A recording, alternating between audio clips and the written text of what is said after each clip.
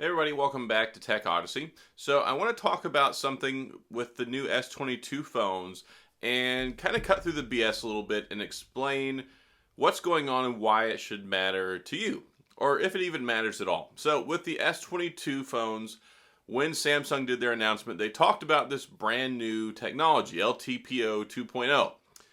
What is that, and why does it matter? And why does it matter that they said that it was in all the S22s, but really it's not in the S22 or the Plus, only the Ultra? And it has to do with the refresh rate. What is a refresh rate? Well, the refresh rate is how many times your screen refreshes per second. And that's what gives you the really smooth scrolling experience. That's what makes it where you don't have motion blur whenever you're watching videos or playing games.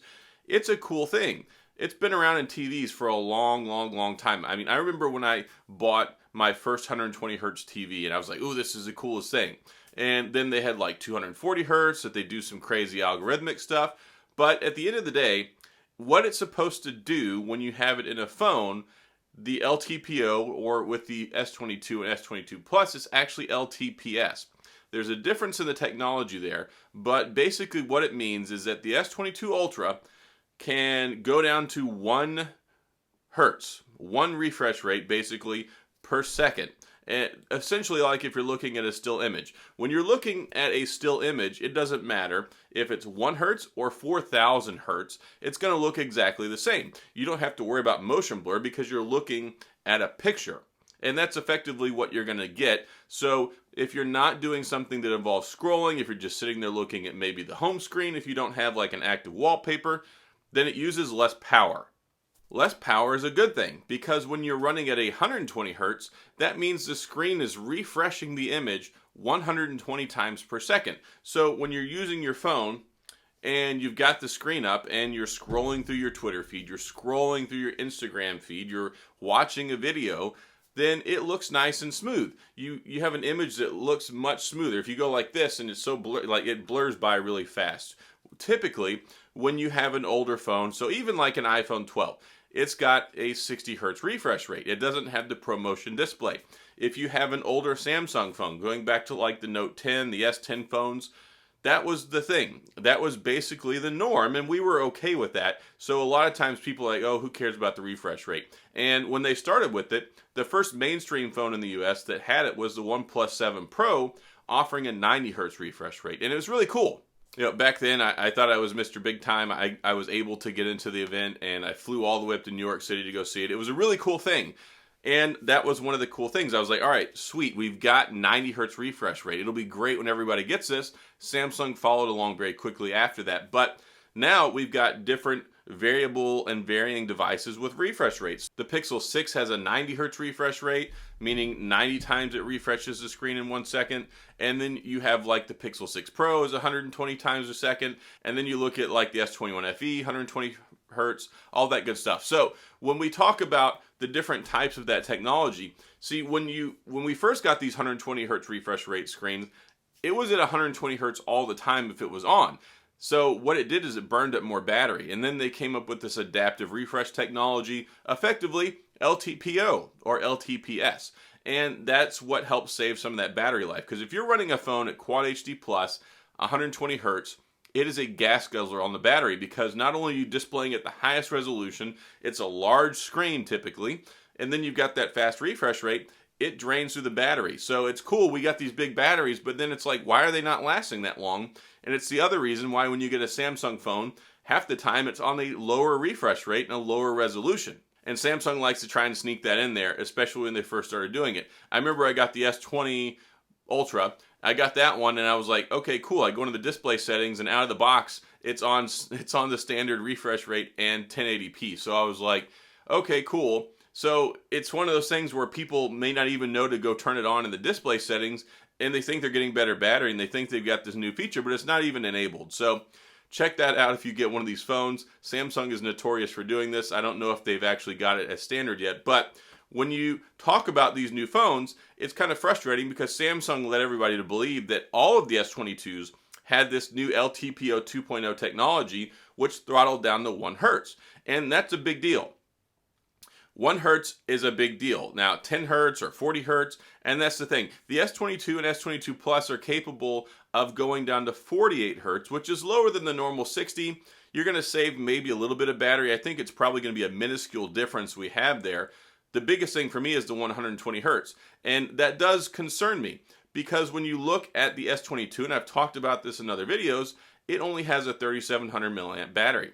That's not a lot. Yes, it's a 6.1 inch screen, but when you're running a Snapdragon 8 Generation 1, 120 Hertz refresh rate, yeah, it's going to burn up some battery, and a lot of people complain about battery. When you look at the Z Flip 3, it only has a 3300 milliamp battery. So whenever you talk about 3700 milliamp, that's only 400 extra milliamps, and a lot of people are very unhappy with the battery life on the Z Flip. So I can only imagine it's not going to be particularly better on the S22. Granted, that's a larger 6.8 inch screen versus a 6.1, but still, the technology is still there.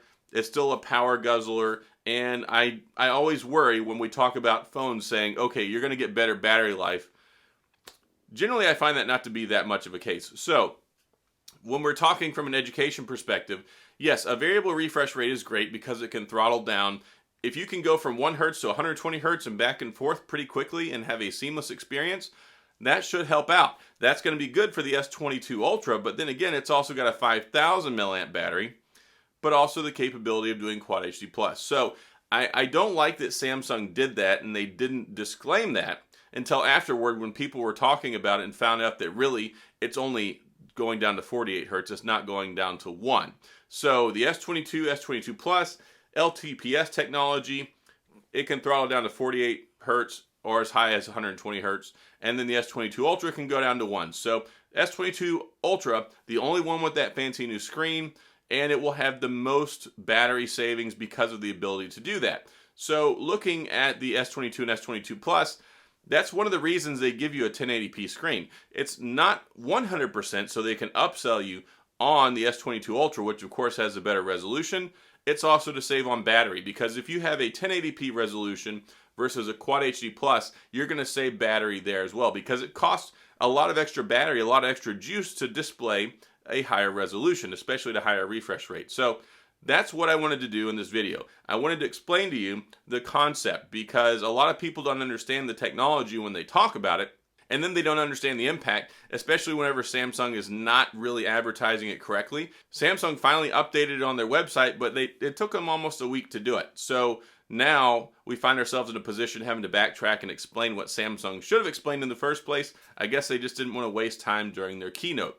So is it the end of the world? I don't think so. I don't think that it's going to save a lot. I mean, I've had the LTPO technology in my S21 Ultra. Throttle's down to 10 Hertz, which is, you're going a little bit further with the S22 Ultra. I don't really find that it saved all that much battery. So it really depends on what you're doing too. If you're not looking at a still screen, it's never going to go down to 1 Hertz. It's always going to be up higher. So if you're scrolling through your feed, if you're doing stuff actively on your phone, if you're watching YouTube, if you're playing games, anything that shows motion or video, you're never going to be at that. It's always going to be trying to do the 120 Hertz. So depending on how you use your phone, you might not see any tangible benefit whatsoever. So where the rubber meets the road, I don't think it's the end of the world. I do have to ding Samsung a little bit for not being transparent about that. But at the end of the day, I don't think the technology is that big of a selling point, because ultimately what we want is that high refresh rate. We want the smoothness. If it's there, we want to be able to use it. But there's a battery cost associated with that, and that's what you need to understand. So I do have concerns about the S22 with the smaller battery. The S22 Plus is going to be more, it's going to be able to handle that better. It's going to be more immune to the battery cost because it has a larger battery, like 4600 milliamp, and then the 5000 milliamp with the S22 Ultra. So that stuff will save you, and it should last longer. But then again, they also have bigger displays, and you have a bigger screen, it uses more battery. So until I get mine in my own hand, I'm going to do battery testing once it gets here. But I wanted to explain this technology, explain the difference, and also spend some time talking about what Samsung didn't, because they led everybody to believe that the screens were all identical, and they're not. So that's your lesson for today. That's what a refresh rate is. That's what an LTPO and LTPS panel is. That's what all the stuff in between is. I know it's a lot of numbers. This really is kind of a nerd episode of Tech Odyssey, but that's one thing I like to do here. I like to inform people. I like to educate, and talk about this stuff so you have an understanding of the technology, because a lot of people don't. They go in there and, oh, cool, this new selling point, but you don't know. I mean, they could put something in there and you not even know that you're using it, or you could not even realize what the benefit is. So once you go 120 hertz, though, it's hard to go back. I've been using a Note 8 for the last couple of days. I really like this phone. Probably my favorite Note ever. It's got a 60 hertz refresh rate screen. I mean, I don't mind too much because, of course, it's an older phone. No big deal, but I'm kind of spoiled by the enhanced refresh rates, and I like it. It's a new feature that's been in there in all the flagships the last few years. I think it's nice. I like it a lot. I'm glad that it's in the phone. So that's it for today. I've talked about this enough. It's a big education episode, but hopefully this was helpful. Hopefully it gave you some insight into how things work on your phone and whether this whole variable refresh rate, LTPO, LTPS, all this stuff matters with your S22 phone. So that's all I've got. If you have any questions or comments, please feel free to leave those down in the comment section. I'll get back with you. If you enjoyed the video, if you learned something, then please hit the like and the subscribe button. Hit the notification bell if you want updates when new videos come out. And as always, thanks for being here. I appreciate you watching, and I'll see you guys next time.